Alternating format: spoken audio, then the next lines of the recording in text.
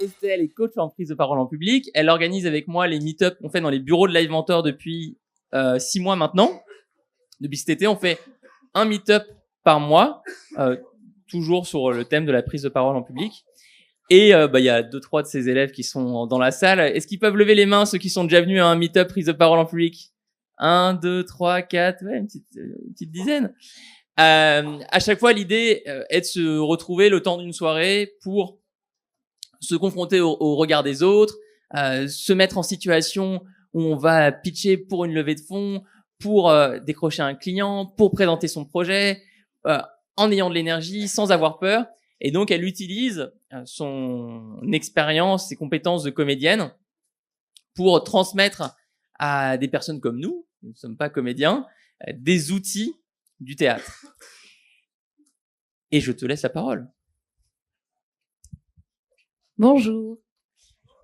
Alors, quand Alexandre m'a proposé il y a un mois de venir animer cette présentation, je me suis dit, je vais mettre des slides parce que c'est vrai que j'ai l'habitude de faire une présentation assez basique mais précise et assez efficace sur les bases pour pitcher et plus globalement sur la prise de parole. Et puis, j'ai vu qu'après, il y avait un atelier pitch vers l'apéro. Je me suis dit, ça sera aussi l'occasion de le faire. Alors, qu'est-ce que je pourrais bien faire? Et il m'a dit, il y a quand même 250 personnes. Je me suis dit, je vais m'appuyer sur vous. Donc, à partir de maintenant, vous êtes tous mes victimes potentielles pour monter sur scène et pitcher. Alors, je vois des regards effrayés, là. Alors, non, mais le trac, c'est normal. Le trac, tout à l'heure, on a parlé, je sais plus qui présentait sur le tourisme. Il me disait, je tremble. C'est normal. Et là, en ce moment, moi, j'ai peur. Et vous allez avoir peur.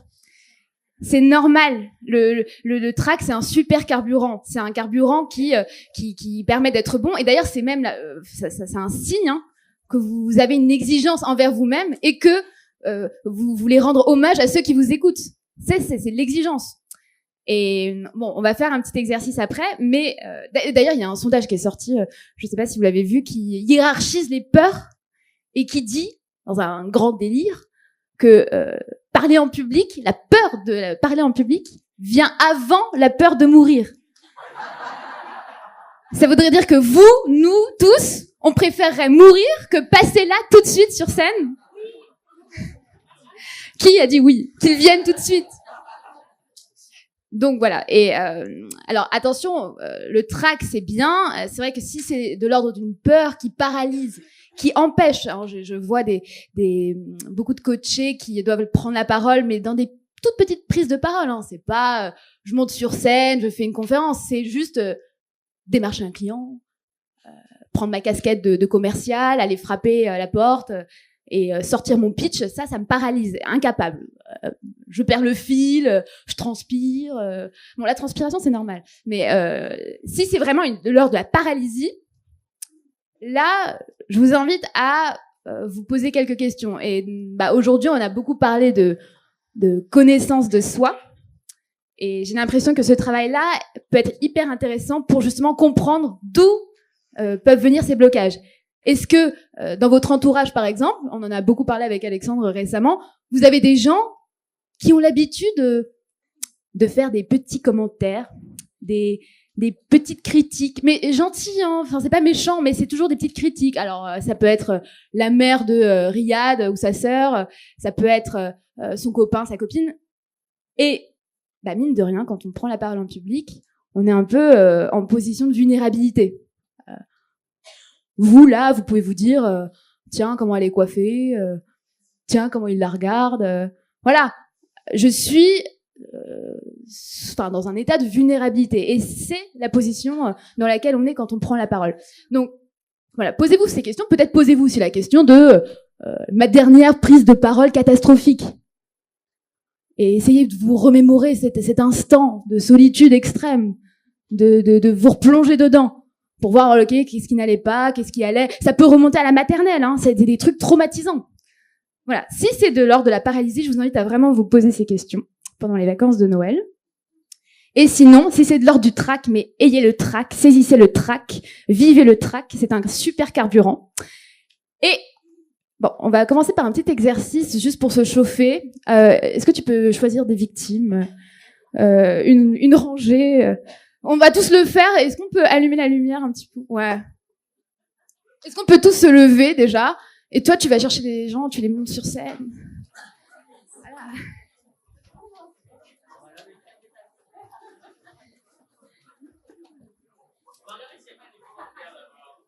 Allez, les volontaires, bien sûr. Montez, venez, levez pas la main, montez. Justine, viens, tous, venez. Mais c'est ceux qui ont peur, venez, c'est l'occasion. Au fond, je vous sens, vous êtes au fond, pour une bonne raison. Vous l'avez senti, venez. Le dernier rang, venez, en nombre, venez. Oui. Oui. Ok, non mais on va pas tous pitcher, hein, vous inquiétez pas. Bon, ok. Est-ce qu'on peut avoir une petite musique, quelque chose de sympa? Ok. Doucement. Ok. Alors, mes amis, faisons un petit exercice juste pour se mettre dedans. Alors, petit exercice. Moi, je viens du milieu du théâtre. Je vous montre les exercices que les comédiens font avant de monter sur scène et que je fais avec mes coachings. L'exercice, on va juste lever les bras, ok, sur l'expiration.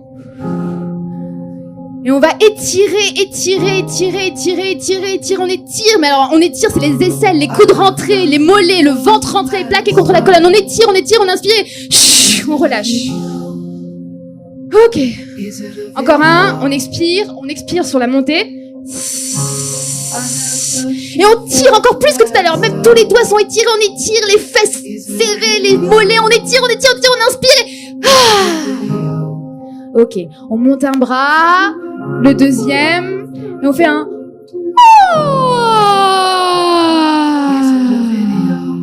Ok. Petit exercice de respiration. Exercice de respiration que je fais quand les gens sont vraiment très traqueux. Et que j'adore. C'est un peu comme les champignons de Solange, ma version. Alors, on va inspirer sur 5. Ok, on va bloquer, donc j'inspire sur 5. On bloque et on expire sur 7. Ok. On se vide de son air, on se vide. C'est parti, on inspire. 1, 2, 3, 4, 5. On bloque. On expire.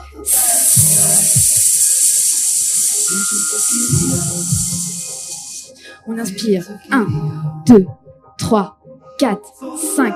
Blocage. On expire.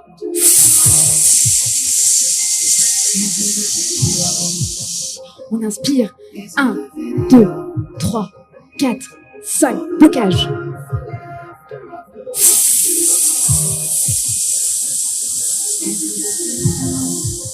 On prend une grande inspiration et on fait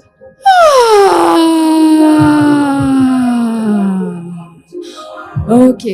On serre maintenant tout petit. On serre tout, même le nez, les yeux. On serre les fesses, les mollets, les genoux rentrés, tout.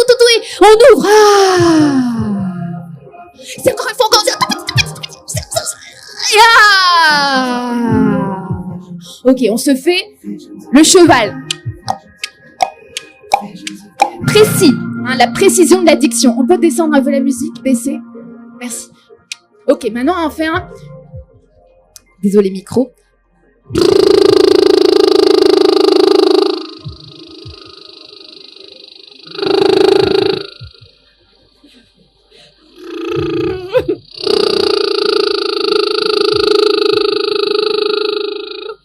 Ok. Maintenant, je vais vous demander de prendre, vous, les premiers, une grande inspiration, profonde inspiration. 3, videz-vous. 3, 2, 1, on inspire. Ok, non, stop. Alors, vous voyez, l'inspiration, il y a beaucoup de personnes, quand elles prennent la parole, quand ils pitchent, qui font des choses très bizarres, parfois un peu robotiques. Un peu, moi par exemple j'ai un coaching, j'ai beaucoup de gens, je leur demande avant de faire des coachings de m'enregistrer des vidéos pour voir ce qu'ils font. Ils me disent coucou Estelle, voilà je t'enregistre ma vidéo. Ils mettent la webcam, ils reculent Et là, ils changent de voix, ils font des trucs très bizarres, ils mettent leur costume de je pitch, et après ils font voilà, merci, à bientôt. Et quand on dit inspirer, et qu'on fait tous, et qu'on lève les épaules, et on est dans une espèce d'inspiration qu'on appelle thoracique, c'est mauvais signe. C'est parce qu'on remonte tout passe dans le cerveau. Hein. Aujourd'hui, on est beaucoup dans l'intellect, voilà. Et quand on fait ça, on a une tendance à décentrer la voix. La voix aussi monte, ce qui fait quelque chose de pas très agréable. Donc, si je vous parle comme ça pendant un quart d'heure, vous allez voir, vous allez dire, oh là là, c'est pas très agréable, on a plutôt envie qu'elle se taise. Voilà. Donc, pour éviter ça, on fait travailler, c'est ce que je fais beaucoup dans mes coachings, le ventre. S'il y a des formateurs dans la salle qui ont l'habitude de faire des formations, des coachs qui ont l'habitude de coacher, on sait tous qu'après du coaching, on est épuisé, on est vidé. Hein. On ressort, on est lessivé. Bah, moi, quand je fais des formations, mine de rien, je mobilise un peu le ventre. Comme un mini-gainage, léger. C'est de là que je tire ma voix qui va rester bien dans mon médium. Alors, qu'est-ce que c'est la voix de médium? Tiens, faisons un exercice. Prenons, parce qu'on a tous une voix naturelle.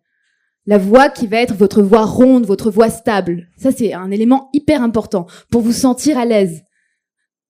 Prenons un stylo imaginaire. Prenez-le, saisissez-le. Et faisons tous ensemble, donc je vais vous le faire une première fois, écrivons « Veuillez ». Je vais le faire une fois. « Veuillez agréer, messieurs, mes sincères salutations, point ». Ok, faisons-le ensemble. C'est parti. Veuillez agréer, messieurs, mes sincères salutations, point. Bien, point, point. Votre voix qui dit point, c'est votre voix de médium. Ça, c'est un truc que vous pouvez faire avant de pitcher, avant de prendre la parole. C'est peut-être des toutes petites prises de parole, hein. Ça peut être un rendez-vous avec un banquier, voilà, vous êtes stressé. Vous refaites cet exercice. C'est stressant, les banquiers, ouais. Donc, voilà. Pour vraiment sentir votre voix qui est votre voix médium. Autre exercice pour sentir le ventre. Faisons tous mon exercice favori. Le bababi-bobu. Alors, prenons une fléchette imaginaire et faisons un ba. Ba. Ba. Bi. Bo. Bi. Attention, on n'est pas dans la force. On fait pas ba, ba, bi. Non, c'est précis, net. La diction nette. Ba. Ba. Bi. Bo. Bi. Est-ce que vous sentez votre ventre? Voilà. Maintenant, un petit truc que je fais pour sentir le ventre, c'est un un rire. Donc, vas-y. Ça, encore un, allez. Voilà, ça c'est le rire du ventre. Faites-moi un rire, tous. Un rire du ventre. Un rire de thriller démoniaque. Super. Toussez un coup. Vous sentez le ventre?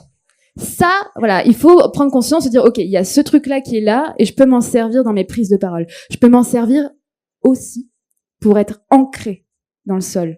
Combien de fois je vois des gens qui arrivent pour pitcher, qui me font des trucs un peu dansants, vous voyez, qui bougent. C'est normal, on sait plus où se mettre. Il y en a beaucoup qui marchent comme ça, voilà. Donc, le ventre, ok. Est-ce qu'on se fait un petit coaching, un petit pitch?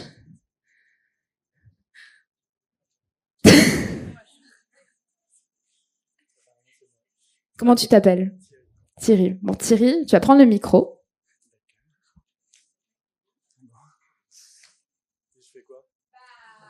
Alors, parle-nous un peu de ton projet. Alors, mon projet, donc, c'est de développer mon activité d'architecture intérieure. Ok. Très bien.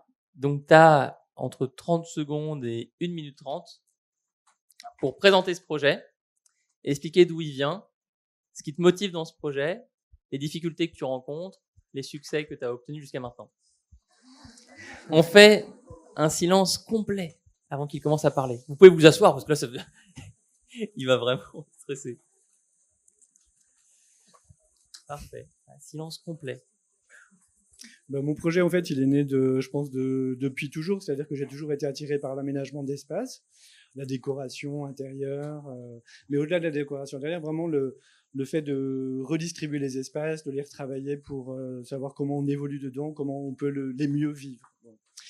Donc, après plusieurs années d'errance, on va dire professionnelle, j'ai décidé de faire une formation donc un peu qualitative au Greta de l'école Boulle, voilà. Et donc, j'en suis sorti avec ma formation, tous mes acquis, en tout cas, des plus, des choses que je connaissais déjà, mais aussi des plus, donc des outils nouveaux. Enfin voilà.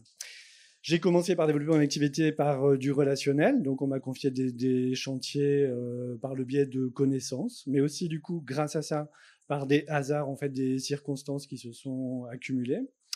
Donc ça fait plus d'1 an maintenant que j'ai obtenu un numéro de SIRET et que je suis auto-entrepreneur. Et voilà, j'ai réussi à vivre donc de mon activité depuis un peu plus d'1 an maintenant. Mon souhait aujourd'hui, donc, c'est de développer mon activité, de faire en sorte qu'elle soit pérenne, obtenir régulièrement de nouveaux chantiers, sans être en galère financière.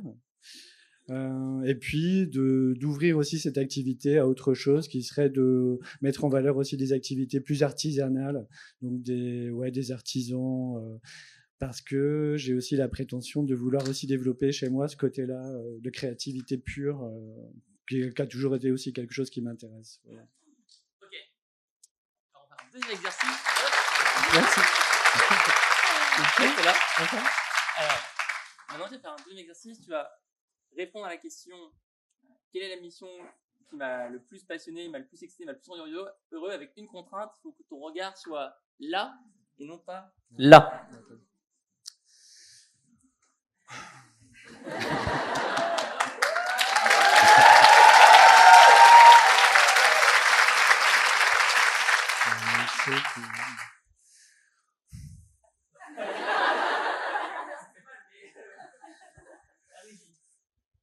Donc la question c'était quoi? La mission qui m'a le plus motivé? Motivé, passionné, excité, rendu heureux.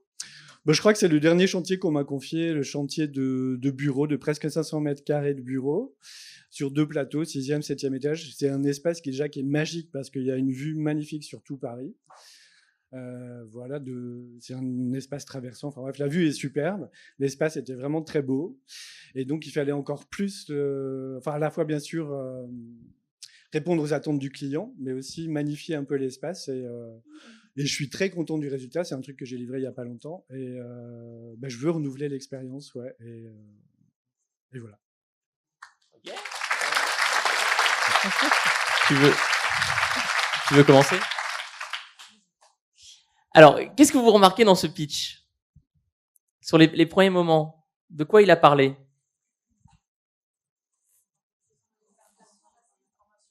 Alors, quels sont les termes qu'il a employés? Que j'ai marqués ici, mais vous n'avez pas à me lire. Déjà, quand j'écris gros, c'est impossible.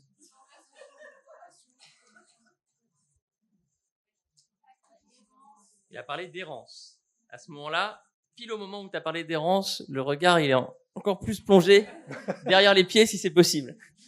À un moment, il y a eu un espoir. Tu as évoqué quelque chose de positif, et là, automatiquement, le regard s'est relevé, mais après, il est redescendu très vite. Alors, il y a eu ce premier point-là, et puis il y a un deuxième point juste après, sur lequel il a enchaîné. Tu l'as noté ou pas? Alors, comment il a présenté l'école Boulle? Oui. Et il a dit quoi? Oui. Formation un peu qualitative. Un peu.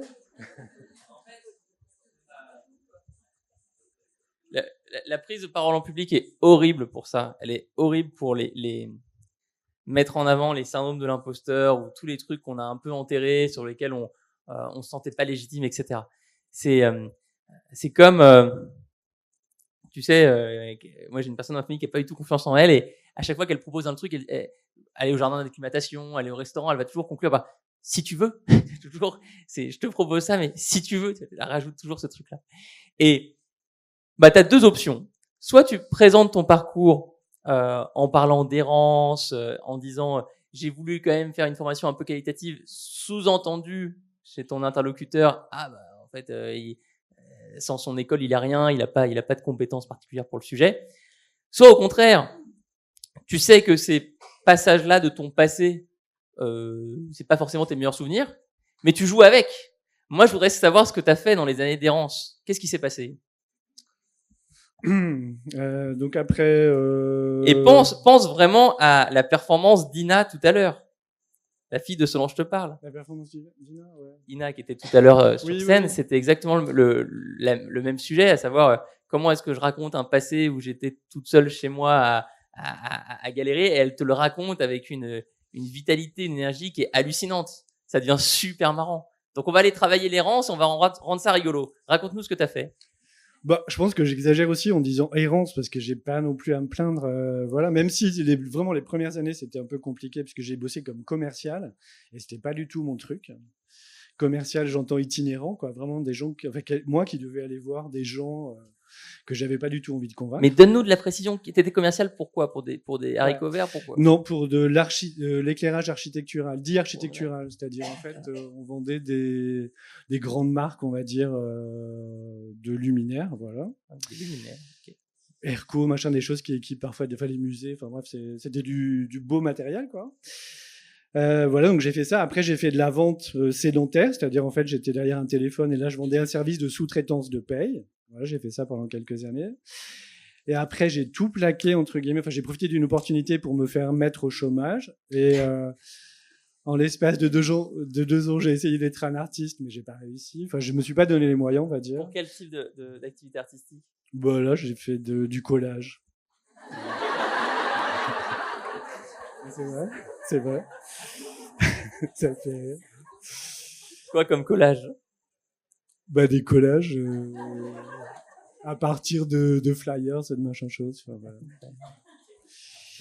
Ensuite, mais pas que, hein, parce que aussi avec des beaux papiers canson. Enfin bref.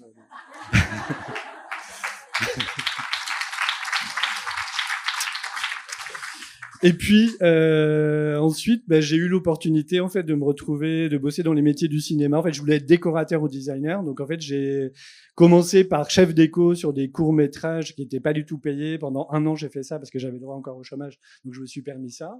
Et après, j'ai eu l'opportunité de rencontrer une prod qui m'a fait confiance sur un premier long métrage comme stagiaire déco, et le hasard m'a permis d'être accessoiriste de plateau. Donc j'ai bossé pendant 12 ans comme accessoiriste de plateau ensuite. Cinéma, mais aussi téléfilm. Ce qui était super au tout début, en tout cas. Et puis après, ça m'a un peu épuisé. J'ai plus envie de me donner autant pour ce métier. Et enfin, je me suis dit surtout qu'il était temps de faire ce que j'avais vraiment envie. Mais je vais vous faire une confidence. Architecte d'intérieur, oui, je veux le faire, mais je pense que c'est pas non plus la finalité de ma vie, quoi. Non, mais c'est vrai. Ouais. Vous voyez le travail qu'a fait Alexandre là sur les détails. Collage, mais collage de quoi? C'est tous ces petits détails-là qui font la richesse des interventions. Et justement, quand on a des points négatifs, il n'y a rien de plus excitant que d'entendre les échecs des uns et des autres. Si tu étais arrivé là en disant, voilà, depuis tout petit, moi je savais que je voulais faire la décoration intérieure. Bon, d'accord. Mais le fait que tu nous racontes ton parcours, derrière Errance, tu viennes alimenter avec des détails et qu'on s'imagine. Voilà, tout à l'heure, Ookies, on s'imagine les 5 kilos de farine qui arrivent, les 2 tables dans le salon, ils nous ont donné plein de détails. Ça, du coup, on se projette et on s'identifie nous aussi. Et je suis sûre que quand tu as dit collage, il y en a dans le public qui se sont dit « Ah, ça me fait penser à un hobby que j'ai du même genre. » Voilà. C'est ça, c'est créer les souvenirs chez les uns et les autres et de l'identification. Ça, c'est très fort. Mais tu es un très bon orateur, très ancré. Voilà, le regard, directement, il l'a corrigé. Mais ça peut se travailler. Non, moi, ce que je peux ajouter, c'est que le thème qu'on a vu là, c'est comment raconter son passé, tout simplement. C'est toujours comment raconter son passé. Et c'est vrai que quand on est porteur de projet, c'est comme si on faisait un entretien de personnalité, de motivation pour un job tous les jours.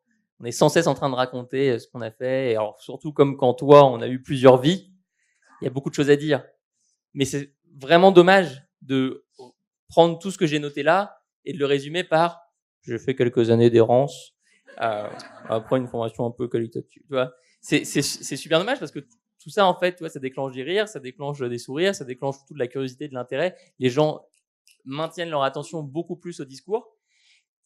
Et puis toi, on le voyait là à la fin. Alors là, il s'est complètement ouvert quand il a dit, mais en fait, moi, je veux pas être décorateur d'intérieur. Ça marche quand même beaucoup mieux. On va en reparler. Merci beaucoup. Avec plaisir. Deuxième, à toi.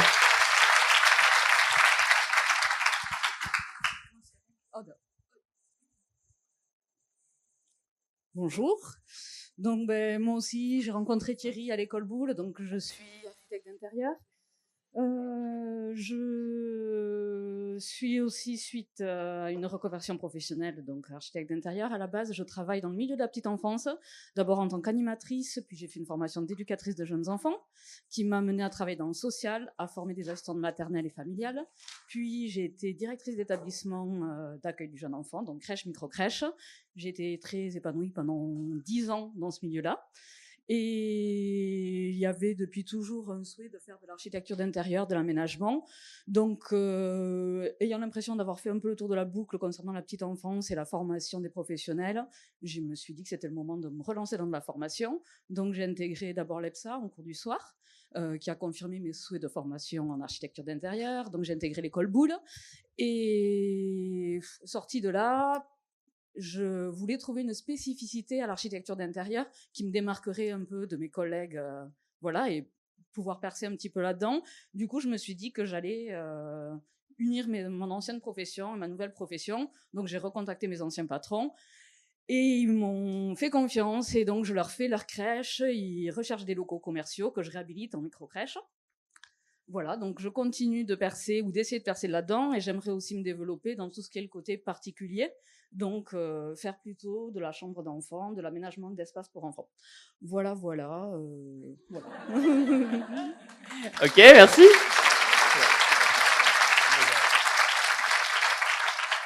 Alors, qu'est-ce que vous pensez de ce pitch, le public? Donnez un mot pour ce pitch. Quoi? Bien mené, c'est vrai. C'est clair aussi, c'est vrai. Quoi d'autre? C'est cohérent.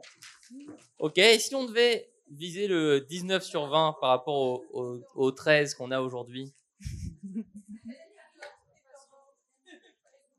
Quoi? Et quoi? Oui, il y a une crise, ouais, c'est foutu, là, c'est foutu. Non, mais alors regarde, ce pitch, il est... Vas-y.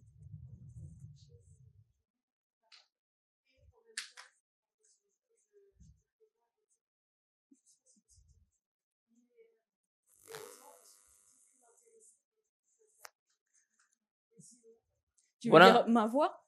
Ouais. D'accord. Voilà un vrai bon feedback. Ce genre de feedback est très très précieux parce que tu parles bien en public. Elle a pas du tout peur.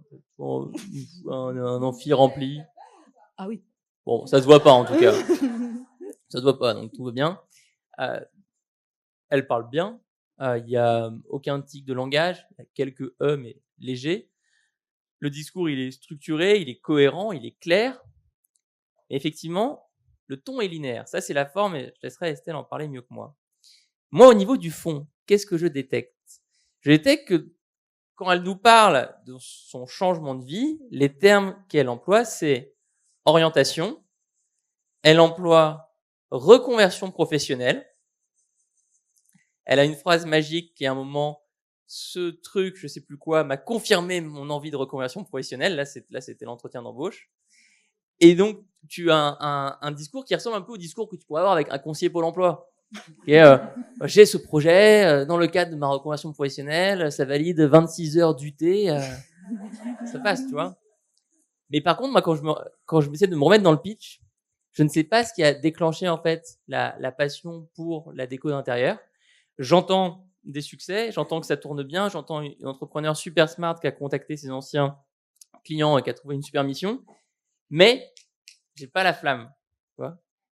Ça roule, c'est un bateau qui va pas chavirer, mais qui n'a pas trouvé la manière de rajouter dans ce pitch l'excitation, qui l'a plutôt enseveli sous le vocabulaire Pôle emploi. On va faire un petit exercice. Est-ce que tu t'appelles comment? Oui. Bien, Jérémy. Alors, Jérémy. Jérémy, tu vas être le diable, le défenseur du fait que la décoration d'intérieur, c'est nul.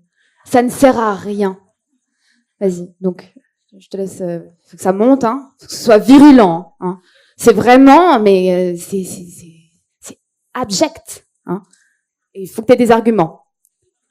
Mais je peux pas en avoir, je connais pas le sujet. Ah, Jérémy, invente. Et je lui réponds. Alors je trouve que la décoration... Pardon. Ça y est, il est chaud.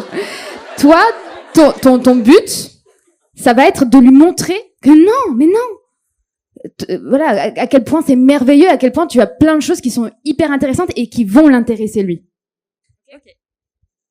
Alors je trouve que la décoration intérieure, c'est quelque chose d'absolument superficiel, qu'on va y passer des années, qu'on va payer quelqu'un très cher pour au final avoir quelque chose qui sera moche, qui lui plaira peut-être à lui, mais absolument pas à nous. Il correspondra absolument pas au quotidien qu'on veut avoir et à l'ambiance qu'on veut dans sa maison.